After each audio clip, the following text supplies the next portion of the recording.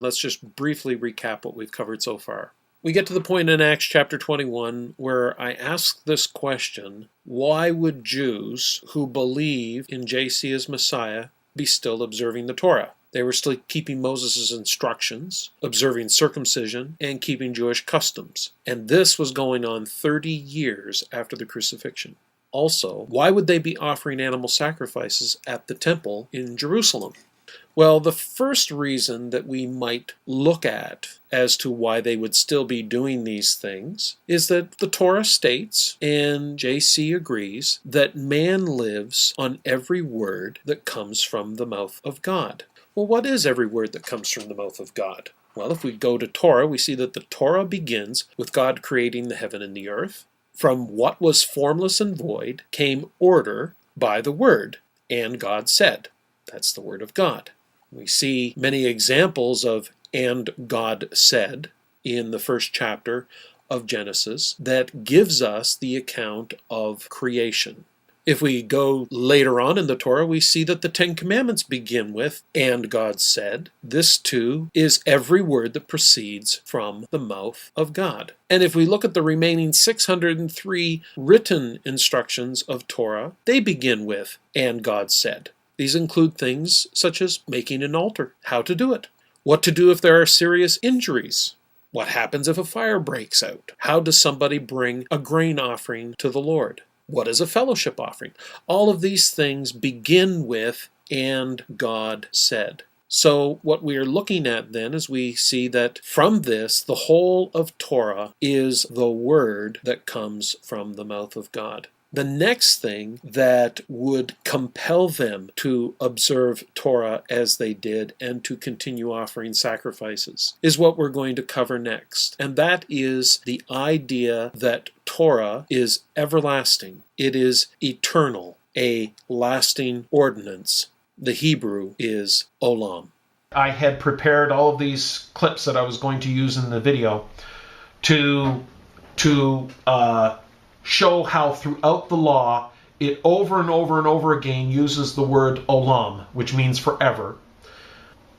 Take, for instance, the Jewish festivals. Each one of these in Leviticus are to be observed. They are what is called a lasting ordinance, an eternal ordinance, an everlasting ordinance. Just to briefly go over some of those festivals. Passover. Exodus 12:14, this is a day you are to commemorate for the generations to come. You shall celebrate it as a festival to the Lord, a lasting, or olam, ordinance. Exodus 12:24, obey these instructions as a lasting, or olam, ordinance for you and your descendants. The Feast of Unleavened Bread. Exodus 12:17. Celebrate the Feast of Unleavened Bread. Celebrate this day as a lasting olam ordinance for the generations to come. Leviticus 23:14. You must not eat any bread or roasted or new grain. This is to be a lasting ordinance for the generations to come. The Feast of Pentecost. Leviticus 23:21. On that same day you are to proclaim a sacred assembly and do no regular work. This is to be a lasting ordinance for the generations to come, wherever you live. The Day of Atonement. Leviticus 16:34. This is to be a lasting ordinance for you. Atonement is to be made once a year for all the sins of the Israelites, and it was done as the Lord commanded Moses. The Festival of Booths.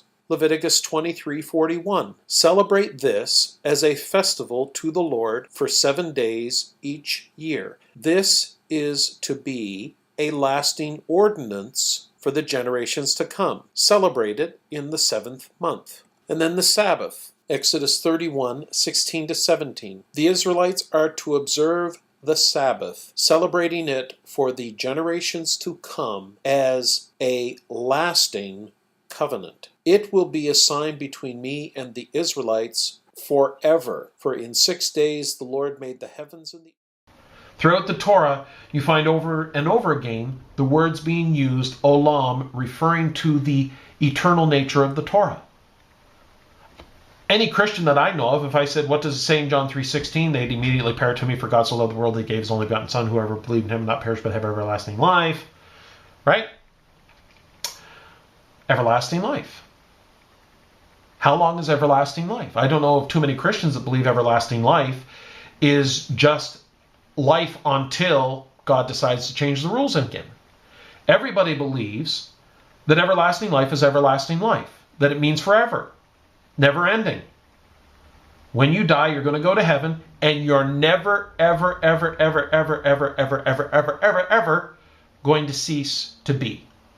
You will always exist in eternity. That's what everlasting means. Ask any Christian, that's what they will tell you, or at least most Christians that I know of, that's what they will tell you. And if someone came along and said, hold on, we have a new program in place, and in this new program, we're not going to have everlasting life. I realize that JC promised everlasting life, but I'm the new Messiah here, and we're going to change it. It's not going to be everlasting life anymore. It's going to come to an end. And we're just going to go with a whole new program about it. And after I go away, I'm going to send somebody else, and they're going to fill you in on the details, because I'm really not sure what they are right now. In effect, you would reject such a fool appearing on the scene and saying such a foolish thing. And you would reject it because you believe that something that JC said about everlasting life meant everlasting life. And you would reject anybody who would come along and try and say, no, it's not really everlasting life. It may say everlasting life. You may read everlasting life in John 3:16, but it doesn't really mean everlasting life. And it doesn't matter if you go to other texts where it seems to indicate that it's going to be everlasting life. It doesn't really mean that, because that's just a word. And a word doesn't really mean anything because it's just a word. Why is it that you would reject somebody who would come along and try to take your everlasting life away from you, but you have no problem believing that Paul comes along and takes away the everlasting Torah? The law is everlasting. It says so. Read it. It says this is everlasting. Why is the law not really everlasting, though it says everlasting? Why is it that could be overturned and done away with? Why is it that the rules can change? JC comes on the scene. Paul comes on the scene. Something that God said was everlasting when he spoke it into existence is now been swept away by a few statements because you choose to believe it. If somebody came along and did away with your everlasting life and somebody else believed it, you'd look and say, well, you may believe it, but it ain't true. But the only reason that it's not true is because you believe something different. But you believe the Torah's been done away with. You don't believe that the Torah is everlasting, even though the Torah says it's everlasting. So why is it that you can take the Word of God and change it to suit your purposes, but criticize any one of these groups that many Christians would call cults because they turn around and they create a new meaning out of what they believe? That's what you did to the Torah. You took something that God said was everlasting, and you said, no, it's not everlasting anymore. That's been done away with. There's a new law. There's a new something or other, which means that if there's a new something or other and the old has passed away, it means that it wasn't everlasting. That doesn't make any sense. Besides, I don't think that that's what JC was teaching anyway. What does JC say?